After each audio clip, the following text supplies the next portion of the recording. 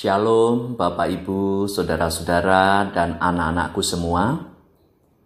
Melalui gerejanya, Tuhan Yesus kembali mengundang kita semua untuk berkumpul di meja perjamuannya dalam pelayanan sakramen perjamuan kudus. Pelayanan sakramen perjamuan kudus akan dilaksanakan besok hari Minggu, tanggal 2 Agustus tahun 2020. Agar pelayanan sakramen perjamuan kudus mendatangkan berkat bagi kita semua, mari kita bersama-sama mengadakan pengujian diri. Kita mohon pertolongan Roh Kudus, kita bersama-sama berdoa.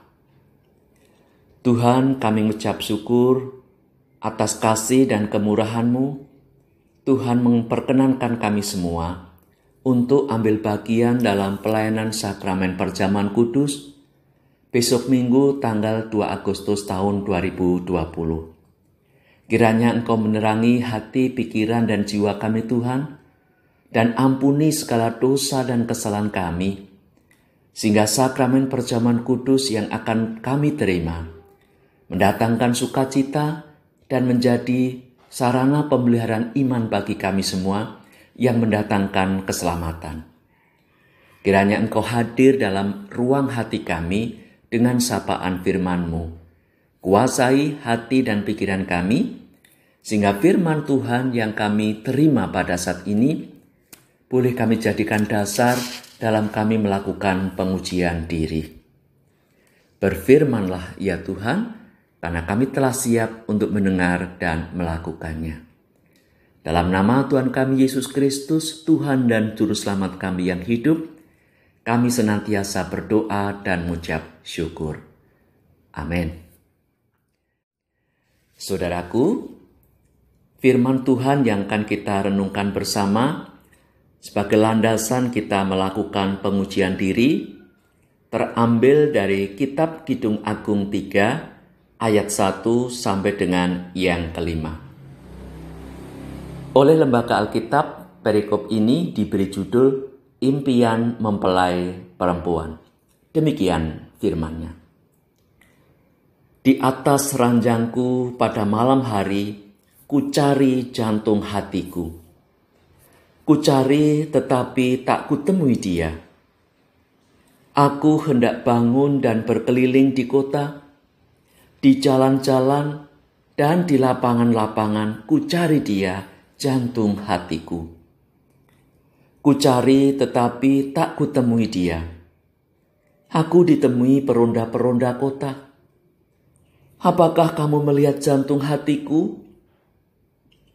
Baru saja aku meninggalkan mereka, kutemui jantung hatiku. Kupegang dan tak kulepaskan dia, sampai kubawa dia ke rumah ibuku, ke kamar orang yang melahirkan aku. Kusumpahi kamu putri-putri Yerusalem, demi kijang-kijang atau demi rusa-rusa betina di padang, jangan kamu membangkitkan dan menggerakkan cinta sebelum diingininya. Demikianlah sabda Tuhan. Yang berbahagia adalah setiap orang yang mendengarkan firman Tuhan, direnungkan siang dan malam, dan dilakukan dalam hidup sehari-hari. Haleluya. Bapak, Ibu, Saudara-saudara, dan anak-anakku yang dikasihi dan yang mengasihi Tuhan Yesus Kristus, tidak banyak orang Kristen yang senang membaca Kitab Kidung Agung. Alasannya, Kitab Kidung Agung lebih banyak berisi tentang kisah percintaan antara seorang laki-laki dan seorang perempuan. Contohnya dalam Kidung Agung 3 ayat 1 sampai dengan yang kelima ini. Ceritanya tentang seorang mempelai perempuan yang sedang galau lantaran ditinggal suaminya, mungkin tepat di malam pertama di hari perkawinannya. Tapi tahu tidak saudara-saudara, bahwa di balik kisah percintaan yang tragis namun romantis ini, ada pesan yang mendalam berkaitan dengan hubungan antara Tuhan dan umat-Nya. Bukankah dalam kitab suci hubungan antara Tuhan dan umatnya seringkali digambarkan seperti hubungan antara suami dan istri atau mempelai laki-laki dengan mempelai perempuan. Dalam kitab Perjanjian Baru misalnya, hubungan antara Tuhan Yesus dan gerejanya juga digambarkan seperti hubungan mempelai laki-laki dan mempelai perempuan.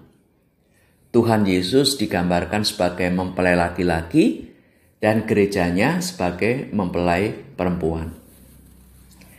Dalam bacaan ini, Tuhan digambarkan sebagai suami yang entah mengapa pada malam hari, tepat pada malam pertama di hari perkawinannya, meninggalkan istrinya.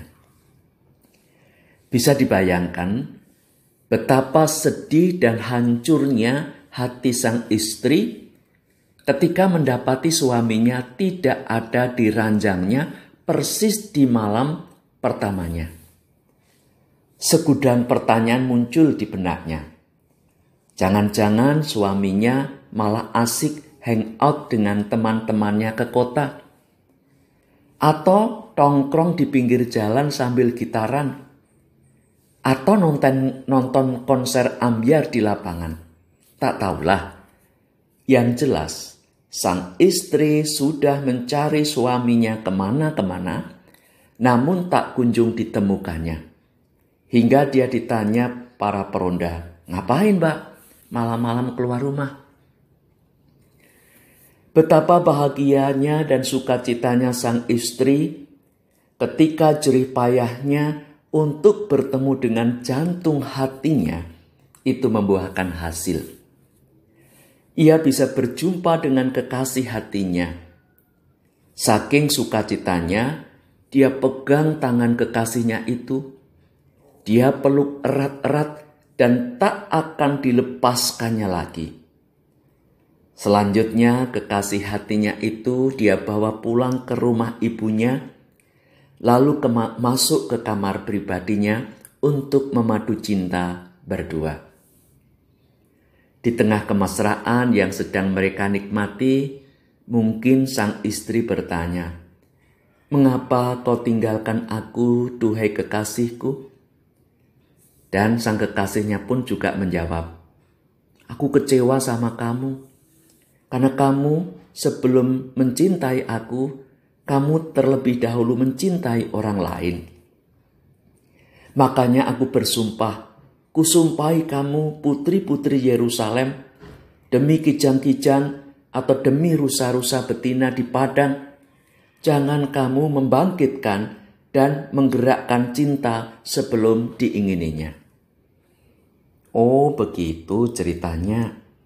Ya maaf, tapi sekarang aku telah meninggalkan masa laluku dan cintaku hanya untukmu seorang.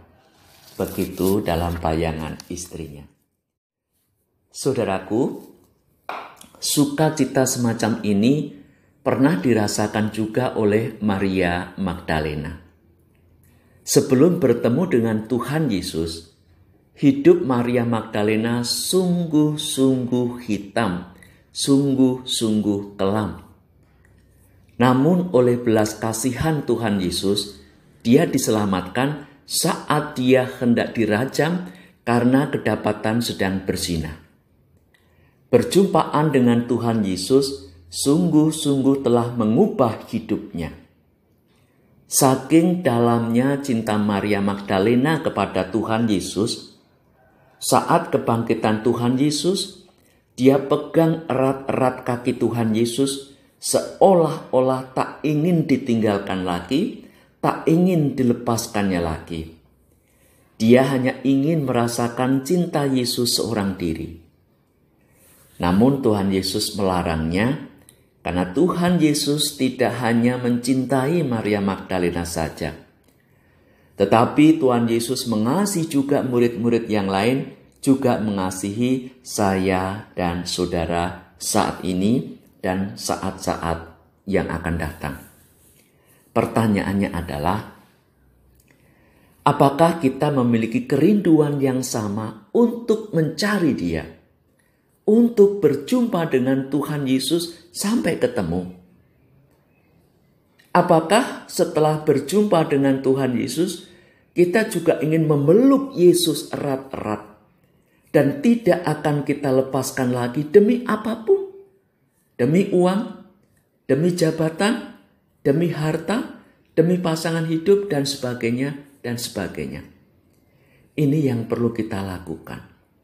Yang kita lepaskan adalah kehidupan di masa lalu kita yang tidak setia kepada Tuhan, lalu memeluk Tuhan Yesus, bersuka cita bersama dengan Tuhan Yesus, dan hidup bahagia bersama dengan Tuhan Yesus selamanya.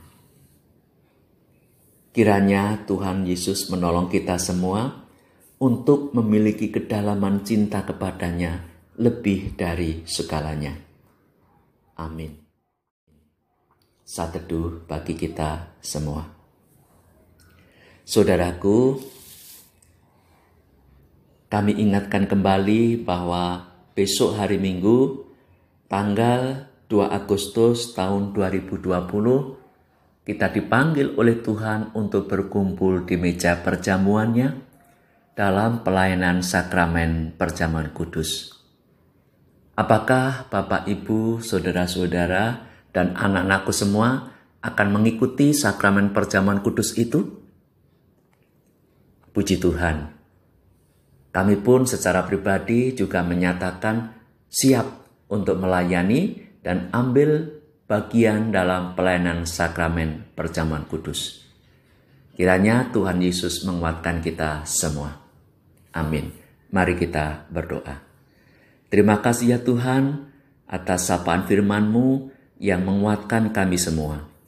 Kiranya kami bisa mengalami sukacita seperti mempelai perempuan dan seperti Maria Magdalena yang tidak akan melepaskan Tuhan lagi dalam kehidupan kami demi alasan apapun.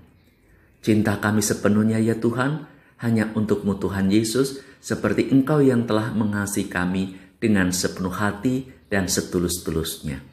Terima kasih Tuhan, dalam nama Tuhan kami Yesus Kristus, kami berdoa dan mengucap syukur. Amin.